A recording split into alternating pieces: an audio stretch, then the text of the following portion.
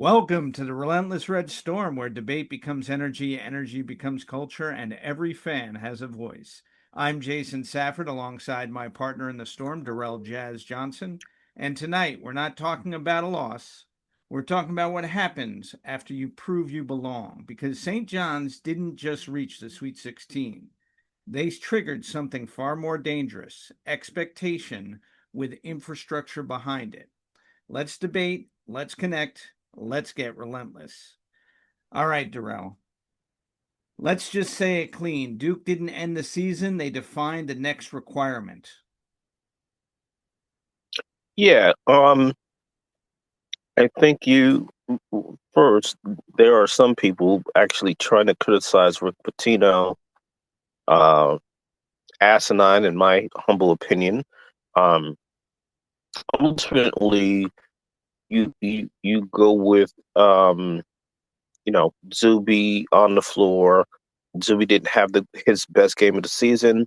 Um, Duke was the better team. Duke won.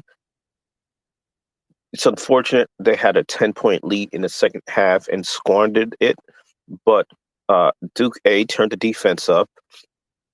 B, Boozer uh, hit some clutch shots, and the point guard that had foot surgery scored 11 points in the second half. He was, I believe his last name is Forster, but he had 11 points in the second half.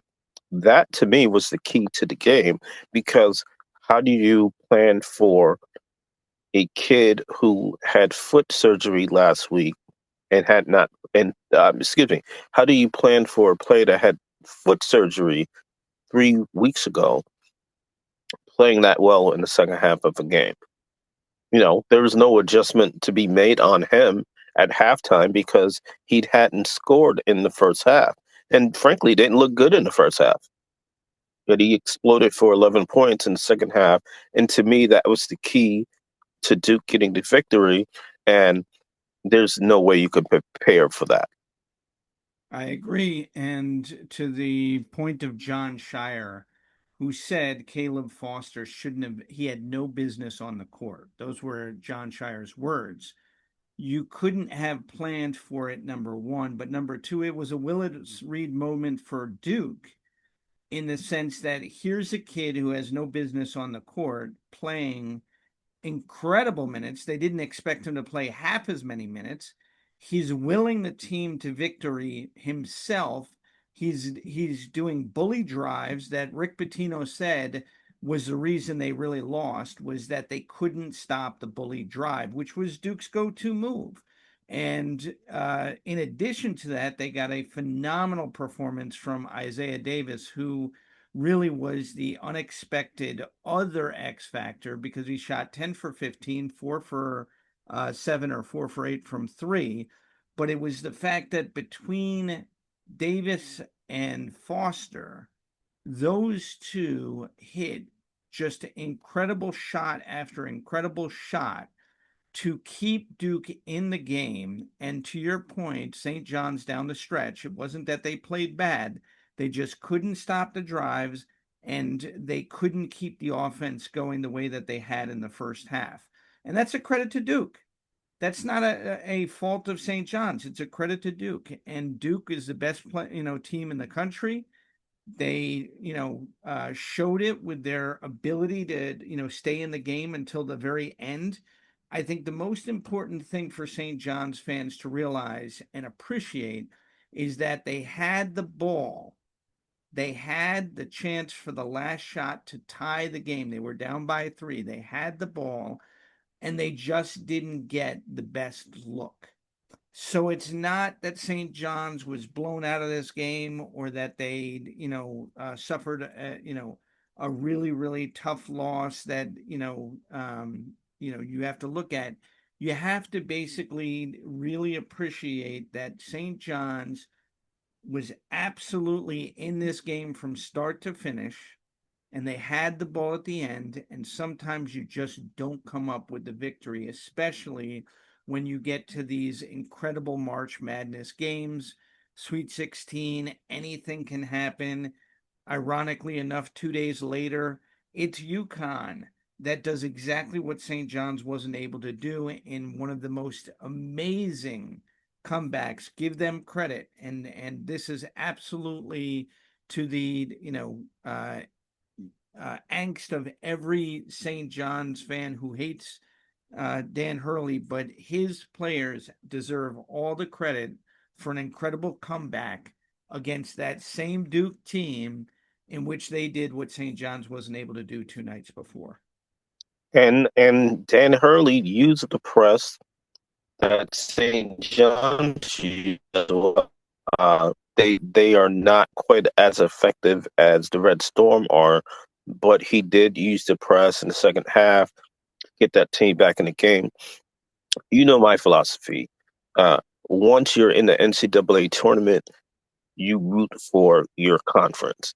You may be conference rivals during the Big East schedule, but once you're in the NCAA tournament, you root for your conference foes to win because it helps the conference shine. So if UConn, who knocked off the number one seed in the entire tournament, if UConn is able to win a third NCAA championship in 4 years, St. John's can say, "Hey, we beat those guys 2 out of 3 times, and the Big East is now champions once again." It it, it becomes harder and harder to disrespect the Big East conference when they keep getting to Final Fours and winning NCAA championships. Absolutely. And I want to segue that to the image after the game that I think a lot of people were impacted by, and that's Zubia Ejiofor and Dylan Mitchell on the podium. And obviously, it was a very emotional moment. The tears, a lot of people, looked at it as devastation. I want people to really understand that that's ownership of what it takes to take a team deep into the tournament, to take a team to back-to-back titles in the regular season as well as in the Big East tournament, and what St. John's was able to accomplish in getting back to the Sweet 16. There's nothing that should be taken away from them. And, to the point of UConn now putting Duke out of the show and going on to the Final Four, it's that much more magnification of the Big East tournament, excuse me, the Big East conference, and St. John's in the Big East tournament taking UConn to the floor so that people can really look at these two teams really as powerhouses together. And if UConn can goes on to the final, whatever the result is, it's just that much more value for the Big East as a conference to be recognized now, not just UConn by itself, but St. John's right there with them, and the opportunity now to expand on that going forward into next year. Absolutely, and you know what? When the Illinois coach is looking at film, what is he going to look at? He's going to look at the film of the team that was able to beat UConn 2 at a time. There's obviously no point in him watching the game where UConn loses St. John's out. He's absolutely going to watch the film of St. John's.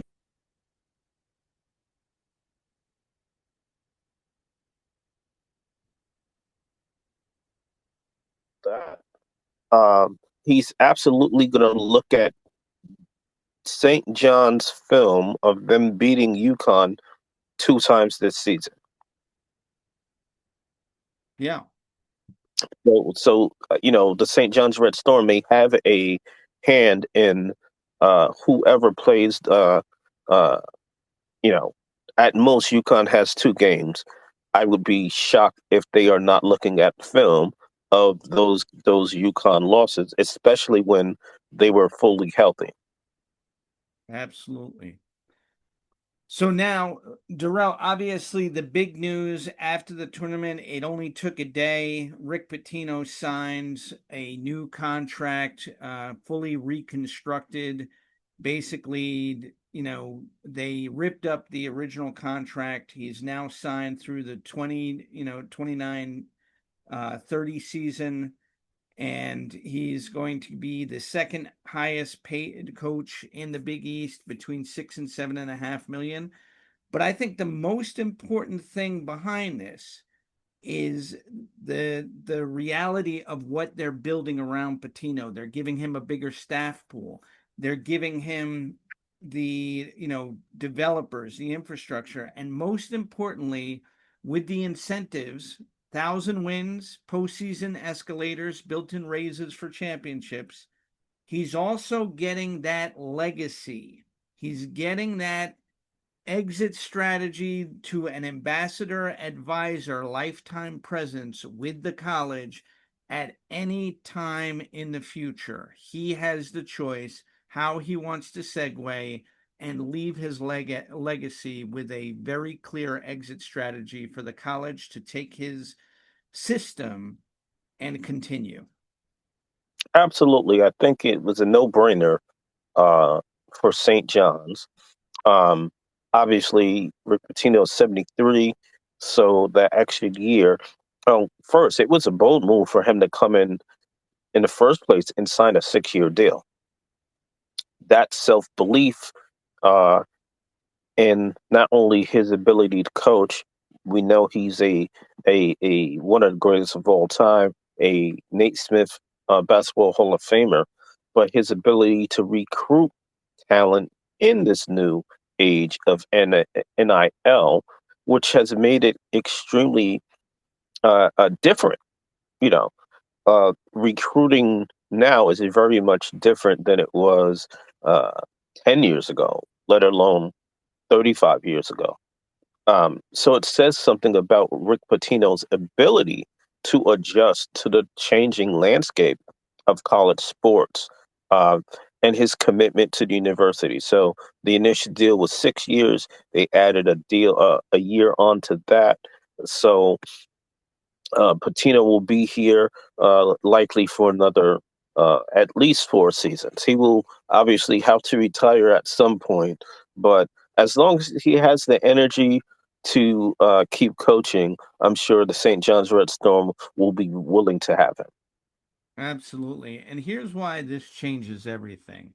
Let's connect the dots here, Darrell. The contract really isn't about the money. I know it's a lot of money and everybody's going to say it is, but what it's really about is the fact that Rick Pitino now walks into any room. He's not selling vision, he's selling certainty. And the reality is that this is a new era of college basketball where the portal is changing everything, because the top players are not committing to hope anymore. They're committing to stability and opportunity to really showcase themselves in that year ahead. So Rick Pitino now, with this larger budget around himself and his squad, his staff, his talent pool, his player development, he has the ability to bring in and attract top talent that would otherwise go to a Kansas or a Duke or uh, you know um, any number of the blue blood schools, and look at St. John's as a real opportunity to get deep in the tournament and really have an opportunity to showcase themselves on an exciting team with one of the all-time great coaches. Absolutely, and I don't know if he will bring uh, uh, that type of coach in this season or next season, but certainly um, as he sees this contract winding down, if he sees he doesn't want another extension, he can have sort of like Duke did when Coach K was going to retire. He can have his replacement on his staff for a year or two, knowing that that guy is uh, taking a baton from Rick Pitino to continue growing this program. Yep, absolutely. And so here's the other thing. So St. John's now has lost four starters, and who knows if Dylan Darling will be the starter next year. But they've lost four starters who were seniors. Um, your defensive anchor and Ejiofor and Hopkins are gone. Dylan Mitchell is gone. You now have to rebuild a whole new team again. The portal, you have names like Kwame Evans Jr., who's 6'10, switchable, and mobile. You have Paulius Moraskis, who's considered one of the top scorers coming out of St. Mary's. Obviously, you've got Stefan Vox out of Providence, who's 42% from three and looks like he could be a real closer in the future. And you got Jackson Shelstead, who's a very high IQ ball control point guard, that can really run an offense. Those are the top names right now in the portal. Obviously, there's going to be more that enter before April 7th, but just based on those four, who does Pitino go after first? How does he really focus in on rebuilding based on the names that are out there right now? Well, shooting is something that, um, I mean, we were talking about UConn. Uh, you had a guy in Mullins hit that incredible logo shot to send UConn to the Final Four. Alex Caravan, uh, third Final Four, already won two championships in 4 years. A great shooter. Um, Something that this team has lacked, and maybe Josan Sanning can become that. But Vox is a guy that I would want, a proven shooter in the Big East and beyond, who um, can easily enter the starting lineup and be an effective uh, first or second option from a scoring standpoint. And there's a lot of other teams out there. St. John's isn't the only team for all of these players to look at. But obviously, with the Sweet 16, achievement, Pitino having the, restructured contract, obviously there's a level of security and a level of continuity that is being created for this school, for this organization. What is it that Pitino can offer to these guys beyond just him and the university? Obviously there's the NIL, but he said it this year in terms of this particular group that this is the best group he's ever coached where he had nothing off the court of guys that and he felt he would never be able to have a group of guys like this again. But based on what he did, do you think it's possible that he can repeat that success both in character as well as in competitiveness? I think he can. And in terms of what for for the most talented players, um, you can see what Patino already has done with Danish Jenkins making his impact with the Detroit Pistons. I mean, Cade Cunningham is out right now, and you have Danish Jenkins, who was on the St. John's team just 2 seasons ago, making his impact on the team with the number one seed in the Eastern Conference with the Detroit Pistons. When you look at how dramatically Zuby Ejiofor's game transformed from being a freshman at Kansas and hardly playing to not playing a lot with St. John's as a sophomore to becoming a major um, uh, part of this team a year ago to dramatically changing his game, adding to the jump shot, adding range and 3-point shooting to his jump shot, uh, dramatically improving his passing ability. That is something I did not see coming, and that not only shows you the work that Zuby Ejiofor put in on and off the court, but it also shows you how Rick Pitino helped to develop him into an NBA player. Yeah, you're absolutely So right. that is your reason to say, you know what? I don't think I am uh, progressing as much as I would like to in this program, be it a blue blood or not, and I'm going to transfer because I know Pitino has the ability to put me on an NBA track. He's he's done it with dozens of players before. I just mentioned a few recently, and he's even coached in the NBA. So, um, what better coach is there to get you on a pro track than Rick Pitino? Yeah, Especially if you're not happy where you are. and I would add to that that the one thing that I think could also be the incentive is the fact that you're now playing 13 home games at Madison Square Garden, and I think that's one of the leverage points that Rick Pitino has over a lot of other college coaches is the fact that you get the chance to play in the New York City market as almost a pro team with that type of exposure to 19,800 fans on every given night, because we're now selling out the Garden with Rick Pitino.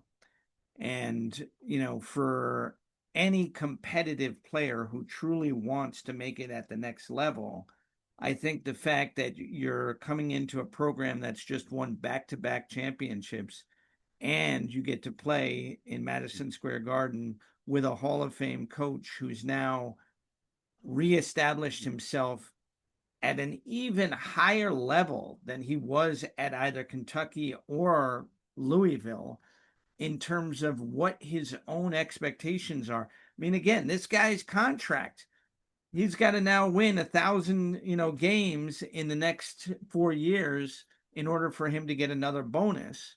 On top of which, his incentives are based on winning Final Four appearances, national championships for him to get pay raises. So again, he's structured this contract in such a way that there's just as much incentive for him to, take the team deep as there is for the players to get there themselves. So he's basically structured this in such a way where he gets to tell the players, "Hey, listen, I need you to play at your top level, elite performance level in order for me to get the incentive that I want. So if you don't think there's drive in me to make you better, understand that my pay goes up only when you guys win." Absolutely. And um, again, it's it's hard to it's hard to when we're listening to Rick Pitino speak at these press conferences. I'm not I'm not thinking he's 73, but as they were playing Duke, the shot by Christian Leitner was often talked about, and who was the head coach of the losing team? Rick Pitino. Um, that was 34 years ago, if I'm not mistaken. So um, that just tells you how long he's been around, how long he's been um, an influence on college basketball. I mean, Dan Hurley was playing for Seton Hall at that time, if I'm not mistaken. Caravan, excuse me, Coach Shire might have been in like middle school, or maybe high school. So many of his peers, even in coaching, were either not in the business, had assistant jobs somewhere, or were in college themselves or younger. So it shows you his commitment to coaching. And he even talked about it. He's like, when he was not coaching, he realized he missed it. And that's why he went back to Iona, But um, as much attention as he got at Iona, he obviously couldn't get the players that he's able to get at St. John's, being able to play in a place like Madison Square Garden in a conference like the Big East, which, again, deserves more respect than it has, but it's still respected. All right. Well, Duran, I'm going to let you have the final word. I'm going to, end on the fact that, again, the opportunity going into next year for players and for fans is obviously that this is New York and we don't run from pressure. This season was not luck, it was repetition showing itself. And we build inside it. This team gave us belief. And now the organization has to prove that it wasn't temporary. And, we now have a storm that isn't once in a while. It's coming, it's already here, and it's going to continue based on what Rick Pitino has already built. Absolutely. I draw comparison to uh, game season. Uh, the fact that Zuby Ejiofor gave much effort on the court last year when St. Hall, I mean, when St. John's, Arkansas, that gave hope to this year. Played excellent to do. Showcase, this game of that how he should be in consideration of entering the starting lineup. Wanted to go big lineup.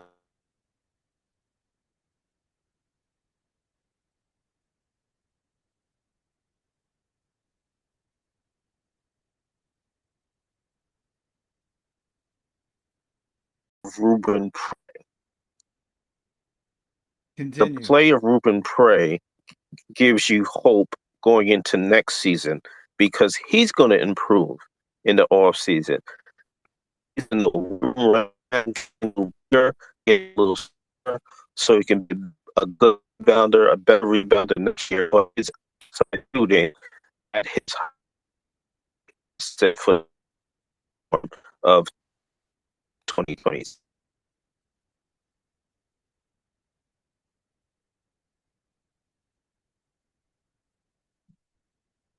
All right. Well, that is the show for this time. Obviously, we had some challenges with the connection, but as always, like, click, subscribe, and as always, stay relentless.